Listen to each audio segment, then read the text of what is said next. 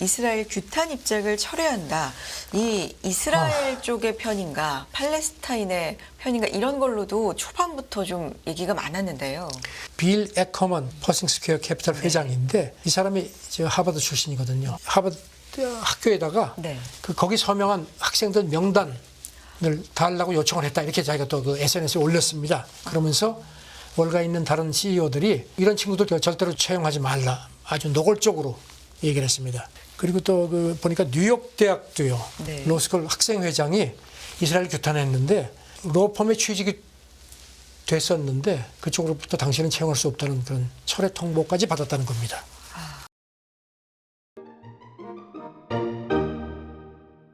네, 선재규 선임 기자와 함께합니다. 기자님 어서 오세요. 안녕하세요. 네, 역시 오늘도 전쟁 얘기로 좀 업데이트를 해주셔야 되겠네요. 네. 네.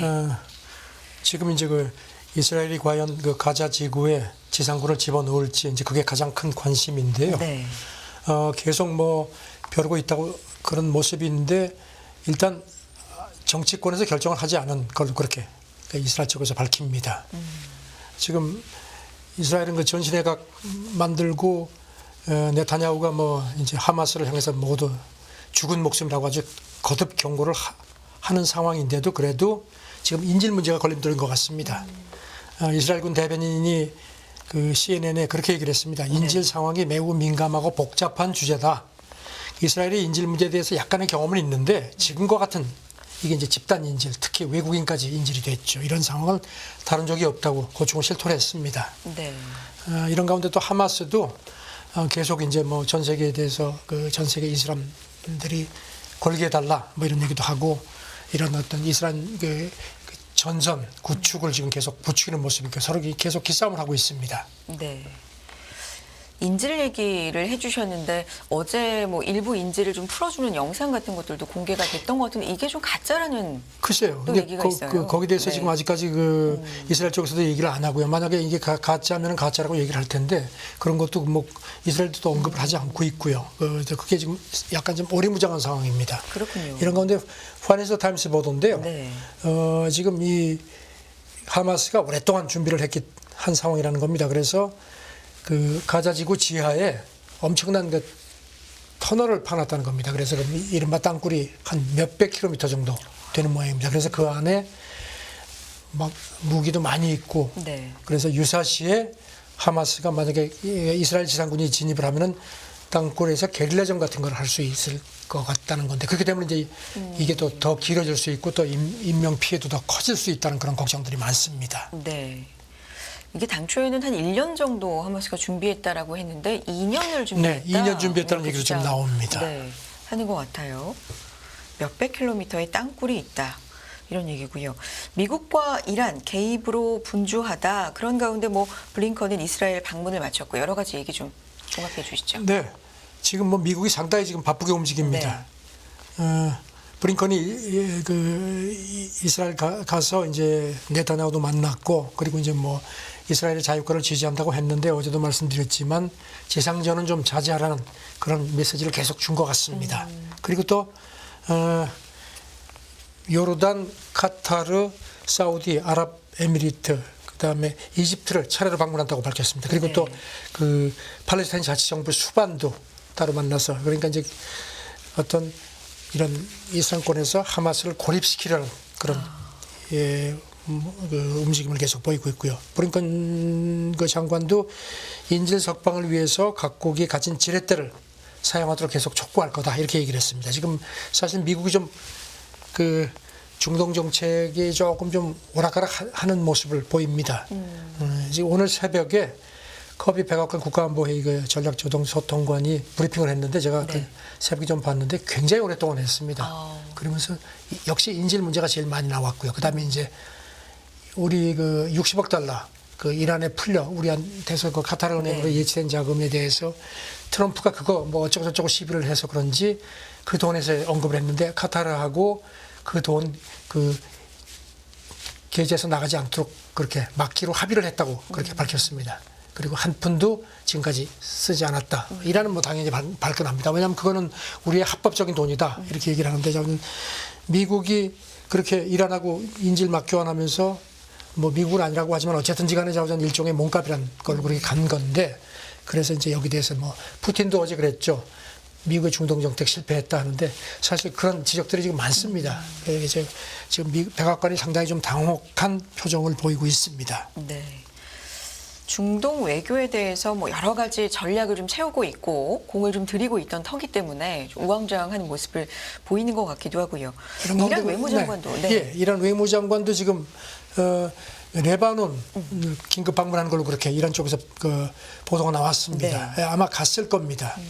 그래서 지금 아시다시피 레바논은 이란이 이게 후원한 그 또 다른 무장 조직이죠. 헤즈볼라가 있죠. 그래서 거기 가서 하는데 지금 조금 전에 들어온 외신을 보니까 이란 외무장관이 우리 뭐 이제 계속 이란은 지금 이번 하마스 기습에 관여하지 않았다는 입장을 내세우고 백악관도 아직까지 그런 확증이 없다는 해서 약간의 그 좀 이란을 자극하지 않으려고 하는데 이란 외무장관이 또 어떤 하마스에 대한 어떤 그 지지 같은 거를 또 할지도 모른다는 그런 관측도 나오고요. 어쨌든지 지금 그 이스라엘 지상군 투입 뭐 초읽기 상황에서 지금 서로 어떤 그 외교적인 기싸움도 지금 하는 모습입니다. 네. 앞서서도 말씀을 드렸는데 1년 정도 준비다. 네. 이제 2년이다라고 하마스가 또 주장하는 얘기를 한 것 같습니다. 네, 지금 하마스 그 외교국 책임자 이 사람은 레바논에 있는데요. 그 러시아 국영방송하고 이제 아랍 채널하고 인터뷰를 했는데 이걸 이제 CNN이 전했습니다. 네. 이번 공격을 2년간 준비했다. 그리고 그래서 그 가자 지구 안에 무기 공장이 있다는 겁니다. 그래서 거기서 뭐 이 사람 주장은 250km까지 공격할 수 있는 로켓도 있고 뭐 박격포, 소총 같은 걸 다 제조할 수 있으니까 뭐 우리 쉽게 무너지지 않는다 이런 걸 강조했습니다. 네. 그리고 이제 기습에 대해서도 철저하게 비밀에 붙였다는 점을 강조를 했습니다. 그리고 비밀 유지를 위해서 그 이를테면 뭐 이란, 헤즈볼라 이런 데도 공격하고 나서 1시간 반쯤 지나고 나서 통보를 했다 이렇게 또 얘기를 했습니다. 뭐 철저하게 비밀리에 이제 준비를 해왔다는 점을 강조를 했고요. 그리고 이제 러시아도 그래서 이스라엘을 이제 기습하고 나서 하마스한테 정보를 문의해 왔다 그러면서 이제 얘기를 했더니 이 사람 주장은 우크라이나 전쟁에 대한 미국의 관심이 분산될 수 있다는 점에서 만족해 하더라. 또 이렇게 또 슬그머니 또 미국하고 러시아 사이에 또 이런 걸 또 부추겼습니다. 네. 우크라이나 대통령 얘기도 어제 좀 해주셨었는데 사실 우크라이나 전쟁에 대한 미국의 관심 분산된다. 이 부분을 또 네. 우크라이나 쪽에서는 걱정하는 거기도 하고요. 그렇죠. 지금 그러니까 하마스가 지금 여러 가지로 그 외교적으로 어떤 뭐 이렇게 뭐 여러 가지 그 전략을 쓰는 것 같습니다. 그러면 네. 이제 기습에 관련해서 외부 세력이 개입했느냐 여기에 대해서는 이제 이 하마스 관계자도 얘기를 안 하는데 뭐 아시다시피 이란이 헤즈볼라하고 하마스에 오랫동안 자금하고 무기 대온 것도 뭐 다 아는 사실이고요. 그러면서 이제 이 사람 얘기가 미국이 최근에 이란하고 그 수감자를 막 교환했는데 우리하고 그렇게 못할 이유가 뭐냐 또 이런 식의 또 명분도 또 내세웠습니다. 네.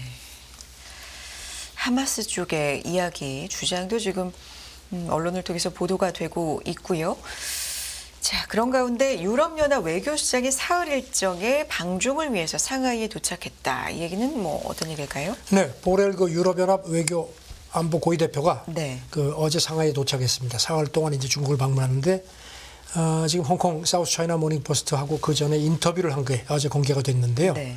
이 사람 얘기는 이겁니다. 지금 중국이 유럽을 좀 더 진지하게 받아들여야 한다고 얘기를 했습니다. 그러면서 유럽은 중국을 상당히 진지하게 생각을 하고 그다음에 이제 중국은 유럽이 마치 뭐 미국의 그 대중 압박과 그 맥락에서 움직인다고 생각을 하는데 우리는 그렇지 않다. 우리는 독자적인 노선을 갖고 있고 또 우리는 우리 우익이 먼저다. 이런 점을 강조를 했습니다. 그러니까 중국도 유럽을 그런 식으로 좀 대해줬으면 좋겠다. 이런 거를 이번 방문에서 강조를 하겠다고 그렇게 회견에서 밝혔습니다. 네. 더 진지하게 받아들여라. 좀 네. 여러 가지 함의가 있는 것 같네요. 그 안에는. 왜냐하면 중국 관영 매체들이 네. 그동안에 유럽 연합이 미국 꼭두각시다, 뭐 미국의 뭐 정책에 따라서 움직인다 이런 식의 지적을 많이 해서 아마 그거를 좀 불식시키는 것 같습니다. 네. 이 사람은 상하이에서 이제 그 중국 기업인들도 만나고 그다음에 이제 베이징으로 가서 이제 핵심은 왕이 중국 외교부장하고 만나는데 지금 올해 안에 유럽 연합하고 중국이 지금 정상회담을 갖기로 돼 있거든요. 이제 그걸 아마 조정을 할 것 같은데 이런 가운데 지금 이제 이스라엘 팔레스타인 사태도 이제 이번에 논의가 되는 모양입니다. 유럽연합 소식통 얘기가 물론 이번에 공식 의제에 포함되어 있지는 않지만 네. 분명히 사라질 거다 이런 식으로 이제 귀띔을 했습니다. 그리고 이제 이 보렐이 회견하면서요. 네. 그 유럽연합이 우크라이나 전쟁과 관련해 이제 우크라이나 전쟁과 관련해서 지금 중국이 뭐 중립적인 입장 어쩌고 얘기를 하는데 그건 말이 안 된다. 그러면서 이건 마치 여우가 닭장에 들어가는 걸 옆에서 지켜보면서 가만히 있는 거하고 똑같은 거다. 중국이 그러면 안 된다. 확실하게 뭔가 좀 입장을 취해라. 이런 식의 또 압박을 하겠다는 점을 또 그 보렐 그 홍콩 매체 회견에서 밝혔습니다. 네. 그리고 이제 그 지금 유럽연합이 중국 전기차 보조금 같은 것도 조사하고 철강 부분도 조사할 것 같다는 이제 관측이 나오는데 여기 대해서는 좀 중국이 양해를 해야 된다. 왜냐하면 유럽연합은 민주주의 체제고 그래서 우리가 이런 유권자를 무시할 수 없다. 그러니까 선거가 있다는 점을 좀 이해해 달라 이런 식으로 아마 또 양해를 구할 것 같습니다. 여기에도 선거 얘기는 뭐 빠지지가 않는군요. 그렇습니다. 네. 자, 다음 얘기 좀 해보겠습니다. SNS 업계가 하마스 잔혹 영상 처리를 고심한다. 사실 이 처음 뭐 전쟁이 시작된 지도 며칠 안 됐습니다만 처음부터 이 X의 가짜 영상이나 가짜 뭐 뉴스 네. 이런 걸로도 얘기가 참 많잖아요. 워싱턴 포스트가 이걸 네. 좀 정리를 했는데요. 지금 이런 그 잔혹한 영상들이 막 떠돌고 이제 그래서 국제사회에서 여기 대해서 이제 지적들이 많거든요. 네.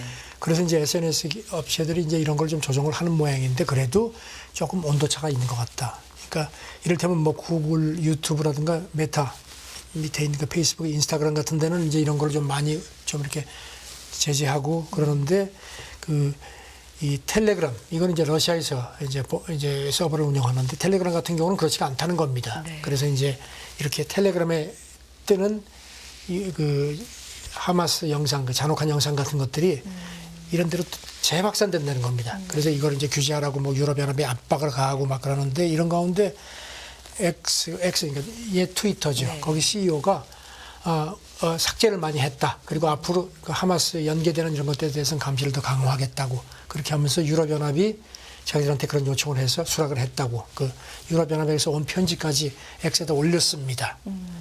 근데 보니까 이런 잔혹한 현상들이 자꾸 도는 거에 대해서 지금 이 법적 소재 문제도 좀 있는 것 같습니다. 미국 스탠퍼드 대학 로스쿨 교수 얘기는 이런 걸 이제 SNS 차원에서 운영 차원에서 이렇게 관리하는 거는 필요한데 이게 참 쉽지 않은 거라는 겁니다. 왜냐하면 이제 어디를 어떻게 뭐 테러리스트로 하고 위험단체로 이렇게 규정할지 같은 것도 기준이 애매하다는 겁니다. 그래서 법적으로 책임 소재가 있기 때문에 SNS 운영사들이 이거를 좀 방관하는 그런 측면도 있다. 그런 얘기를 했습니다. 네. 이게 사실 뭐 SNS의 이게 하나의 장점이랄까요? 뭐 이런 그렇죠. 거기도 하죠. 여러 개의 정보를 여러 나라에 동시다발적으로 공유할 수 있다는 거. 그렇지만 근데 가짜 뉴스 때문에 지금 그러게요. 문제가 심각한 거죠. 네. 이런 가운데 보니까 또 BBC가 또 좀 구설에 올랐습니다. BBC가 하마스를 테러리스트로 규정을 하지 않고 있는 거에 대해서 그 영국 정부도 그렇고 지금 이거는 말이 안 된다. 이렇게 아주 강하게 비판하네요. 영국 국방장관도 그렇고 뭐 외무장관, 제1야당 노동당 대표도 하마스는 테러리스트가 분명한데 이걸 BBC가 그냥 어물쩍 넘어가는 건 말이 안 된다 하는데 여기 대해서 BBC 국제뉴스 에디터가 네. 오늘 새벽에 BBC 보도를 보면요. 누구를 지지할지 비난할지는 BBC가 판단할 목이 아니라는 겁니다. 우리 목소리로 직접 말하지 않는 게 어떤 언론의 어떤 핵심 기능이다. 그리고 시청자가 이런 팩트를 전달하면 그걸 보고 스스로 판단하도록 하는 게 우리의 그 방침이라고 그렇게 물러나지 않았습니다. 그러면서 이 사람 얘기가 2차 대전 때도 나치를 적으로는 BBC가 지칭을 했는데 사악한 뭐 하다는 그런 표현은 쓰지 않도록 내부 지침이 있었다. 그러니까 BBC는 그런 나름의 철학을 독립적인 갖고 나름 있다. 그런 걸 갖고 있다고 네. 하는데 워낙 이번에 그 하마스가 그 잔혹 영상 같은 것도 그래서 국제사회에서 여론이 나쁘기 때문에 네. 좀 BBC가 조금 몰리는 모습이긴 합니다. 그래서 지금 어떤 표현의 자유, 언론의 어떤 그 기능 같은 거에 대한 어떤 그런 것도 좀 지적도 이번에 이게 좀 화두가 되는 것 같습니다. 그러게요. 테러리스트라는 규정에 대해서도 좀 여러 가지 얘기가 이렇게 나오고 있고요.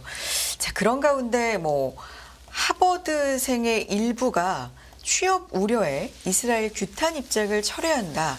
이 이스라엘 쪽의 편인가, 팔레스타인의 편인가 이런 걸로도 초반부터 좀 얘기가 많았는데요.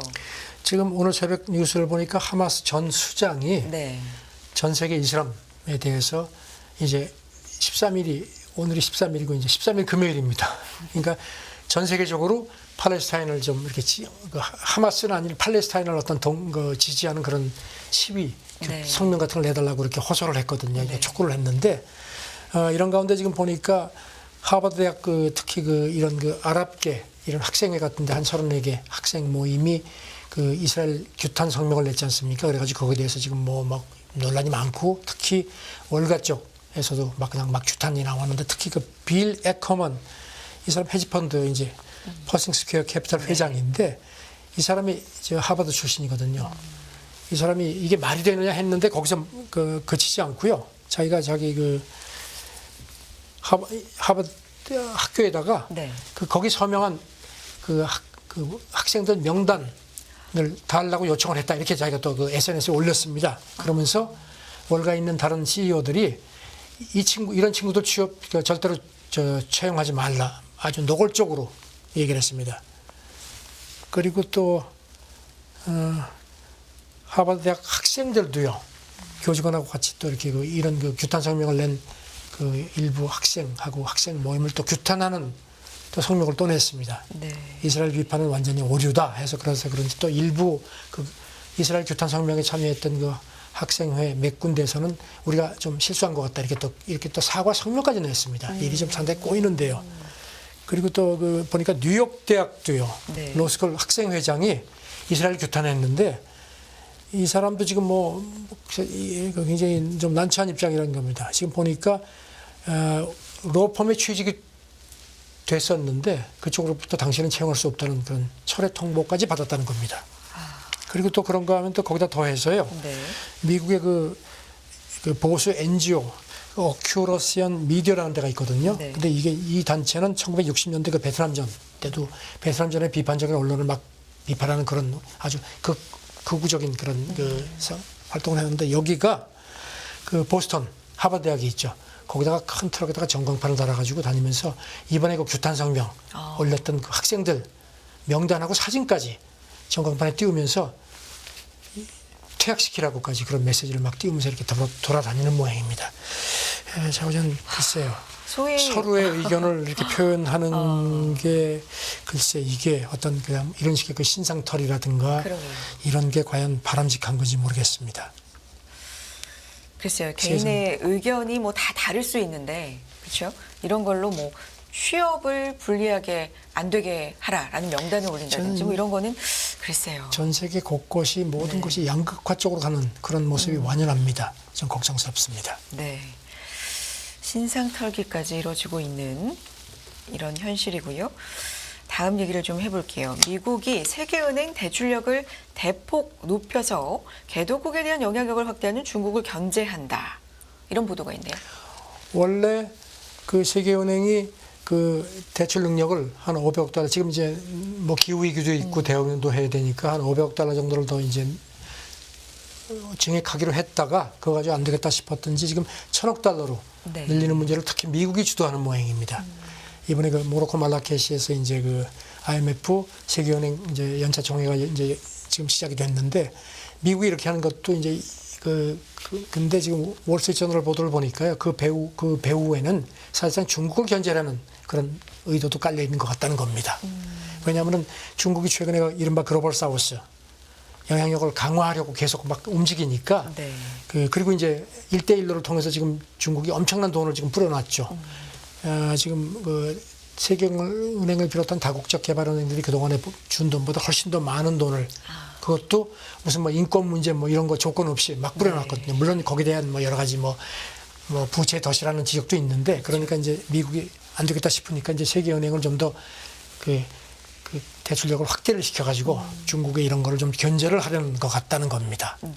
그리고 좀 옐런도 이번 세계은행하고 IMF 연차총회 앞두고 각국에 대해서 중국이 저렇게 이제 돈 뿌리는 식으로 하는데 미국이 여전히 국제 질서를 더 반듯하게 그 민주주의 질서에 따라서 유지할 수 있는 우월성을 갖고 있다는 점도 강조한 걸 또 러시아 월스트리트저널이 상기시켰습니다. 네. 지금 중국이 17일, 18일 베이징에서 1대1로 출범 10주년 정상회담을 열죠. 그렇죠.